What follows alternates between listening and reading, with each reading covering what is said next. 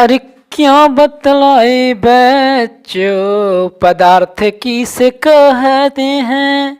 हमारी पृथ्वी पर की सारी चीजें जो स्थान को घेरे रुकावट डाले तथा जिसमें द्रव्यमान पाया जाता है, पदार्थ उसे कहते हैं। जय हिंद बच्चों।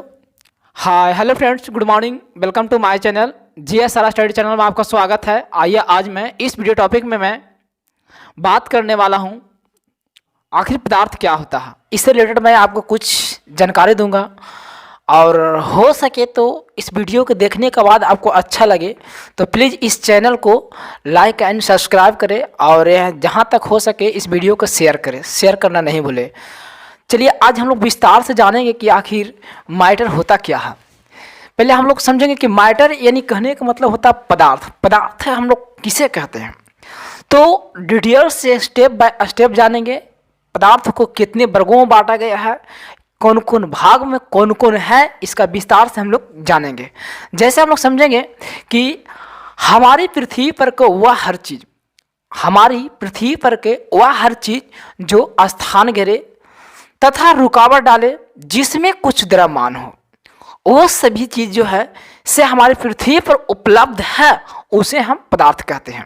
जैसे अगर हम विस्तार से कहीं भी अगर हम देखते हैं पृथ्वी पर तो कोई भी ऐसा चीज़ वस्तु नहीं होगा जो स्थान को नहीं घिरता होगा तथा रुकावट नहीं डालता होगा जिसमें कुछ द्रव्यमान नहीं होगा। तो आप इतना एक लाइन में समझ जाइए कि हमारी पृथ्वी पर जितना भी चीज़ है, जो भी चीज़ है, उस सभी के सभी क्या मैटर के अंतर्गत आते हैं, पदार्थ के अंतर्गत आते हैं। जैसे टेबल, कुर्सी, बेंच, कलम, कॉपी इत्यादि जो है से हमारा पदार्थ के अंतर्गत आते हैं। देखिए अब कैसे रिलेट करते हैं, एक आपको समझने के लिए एक प्रयोग देखते हैं।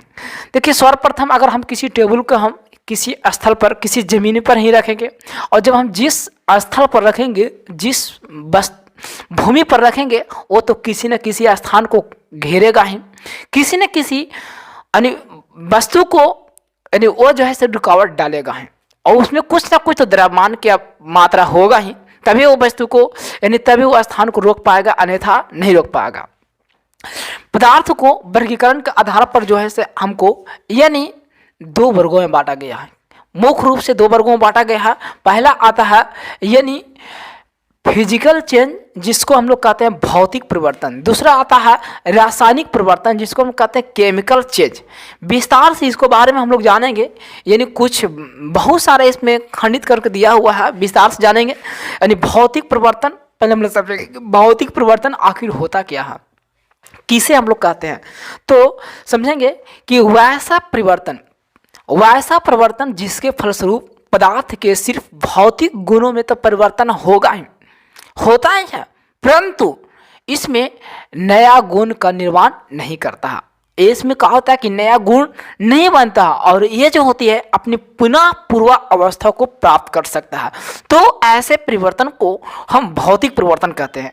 जैसे में अगर हम पानी से अगर हम बर्फ को बनाते हैं, अगर किसी भी पानी को अगर हम उसको 0 टेम्परेचर डिग्री करते हैं, पानी से हम बर्फ़ को बनाते हैं, तो बनाने के बाद वो जो है से पुनः जो है सो उसको बर्फ़ बनने के बाद उसको फिर पुनः उसको हम पूर्व अवस्था पानी के रूप में हम पिघला करके हम पुनः जो है पानी बनाया जा सकता है। बर्फ़ तो बना सकते हैं, लेकिन बर्फ़ बनाने के बाद जो है पुनः जो है उसे हम फिर से यानी पानी बना सकते हैं। जैसे जल को वाष्पीकरण करते हैं, जैसे अब मान लिया जब पानी है तो पानी को हम वाष्प बनाते हैं, वाष्प बना उड़ा सकते हैं और ये फिर पुनः जो है उसको हम पानी के रूप में हम परिवर्तन कर सकते हैं। तो इस प्रकार से आप लोग विस्तार से हमारे ख्याल से आपको समझ में आ गया होगा कि क्या होता है। फिर उसके बाद में दूसरा स्टेप हम समझेंगे कि यानी केमिकल चेंज किसे कहते हैं। केमिकल चेंज जिसको हम लोग कहते हैं रासायनिक परिवर्तन, यानी ऐसा परिवर्तन जिसके फलस्वरूप पदार्थ के सिर्फ भौतिक गुणों में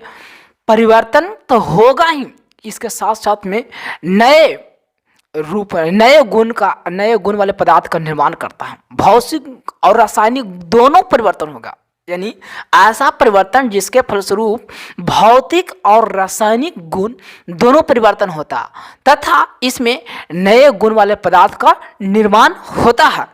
इस प्रकार से होने की घटना को या प्रक्रिया को हम रासायनिक परिवर्तन कहते हैं।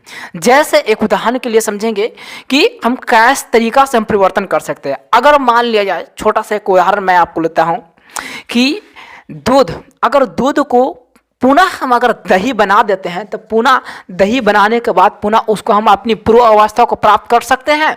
नहीं।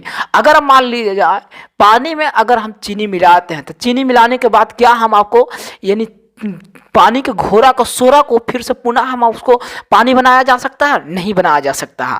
या तो फिर आपको एक उदाहरण लेते हैं, फिर से दूध को देखते हैं कि दूध से अगर दही बन गया तो पुनः जो हम उसको दूध नहीं बना सकते हैं। दूध से अगर मट्ठा बना दिया जाता है जौन डाल करके, तो वो मट्ठा तो क्या होता है कि वो पुनः जो है पुनः पूर्व अवस्था को प्राप्त नहीं कर सकता, पुनः जैसे दूध का रूप नहीं ले सकता। तो ऐसे पदार्थ को हम क्या कहेंगे? यानी केमिकल चेंज कहेंगे या रासायनिक परिवर्तन कहेंगे। एक उदाहरण के लिए हम लोग स्टेप बाय स्टेप समझेंगे। पहले हम लोग कि फिजिकल चेंज कहते किसे हैं, ये आपको कंप्लीट हो चुका है।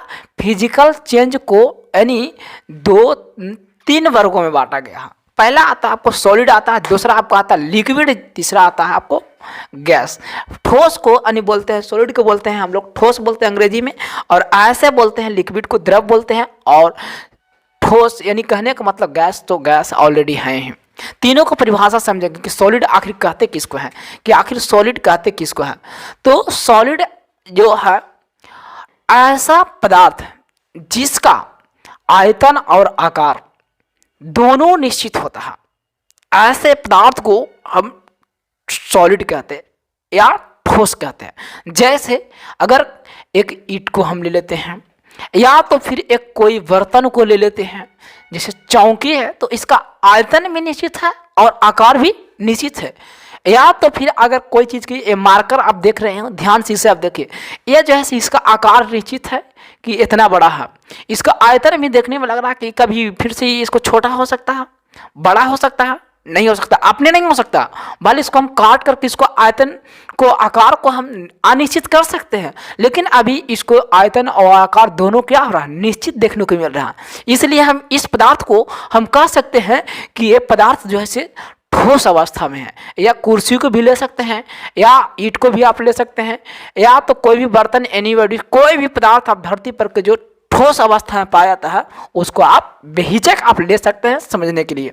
उसके बाद में हम लोग तीसरा चलते हैं, तीसरा स्टेप चलते हैं आप लोग का, यानी द्रव्य, जिसको हम लोग कहते हैं लिक्विड।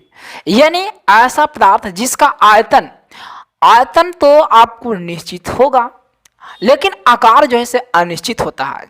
आकार अनिश्चित होता है उसे हम क्या कहते हैं? यानी लिक्विड कहते हैं, द्रव कहते हैं। जैसे एक उदाहरण समझने के लिए, अगर किसी ड्राम में हम 1 लीटर पानी डालते हैं या 10 लीटर पानी डालते हैं तो हमको मालूम है कि उसका आयतन जो है से 10 लीटर का है। अगर उसको उस बर्तन में से अगर हम हटा देते हैं, जैसे ड्राम में से अगर उस पानी को हम किसी दूसरे बड़े वाला बर्तन में करते हैं, तो उसकी आयतन यानी आकार जो है से बिल्कुल अनिश्चित हो जाता है।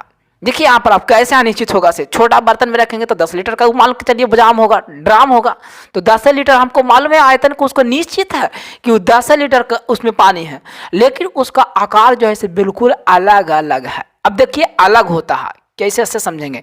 ड्राम में तो इतने दूर में लग रहा है कि इतना ही है उसका आकार है, इतने में भरा हुआ तो लग रहा कि इतने आकार है, लेकिन उस ड्राम में से अगर किसी बड़ा बर्तन में हम करते हैं, इतना बड़ा बर्तन में करेंगे जितना बड़ा में, तो उसका आकार उतना ही बड़ा भिन्न भिन्न तरीका के होगा। इसलिए हम स्पष्ट हम कह सकते हैं कि लिक्विड का, द्रव का आयतन तो निश्चित होता ही है, लेकिन उसका आकार जो है से निश्चित नहीं होगा, बल्कि भिन्न भिन्न रूपों में पाया जा सकता है या भिन्न रूपों में हम कर सकते हैं। तो इस प्रकार से होने की घटना को हम लिक्विड कहते हैं या द्रव कहते हैं। तीसरा हम लोग समझेंगे यानी गैस किसे कहते हैं, यानी गैस क्या होती है। तो ऐसा परिवर्तन जिसके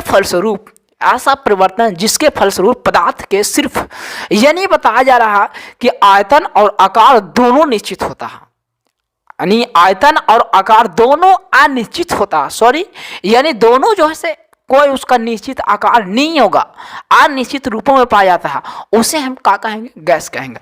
जैसे आप लोग हवा के ले लीजिए, नाइट्रोजन गैस के ले लीजिए, या तो फिर एलपीजी गैस के ले लीजिए, उसका आयतन और आकार बिल्कुल क्या है? अनिश्चित है। इस तरीक़ा से एक सबको डिफिनेशन होगा। अभी डिफाइन अभी बचा हुआ, इसको अभी शुद्ध मिश्रण और अशुद्ध मिश्रण।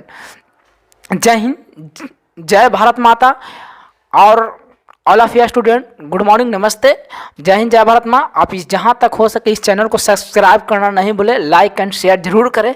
इसके लिए मैं आपको दिल से मैं धन्यवाद करता हूँ। आगे मैया आगे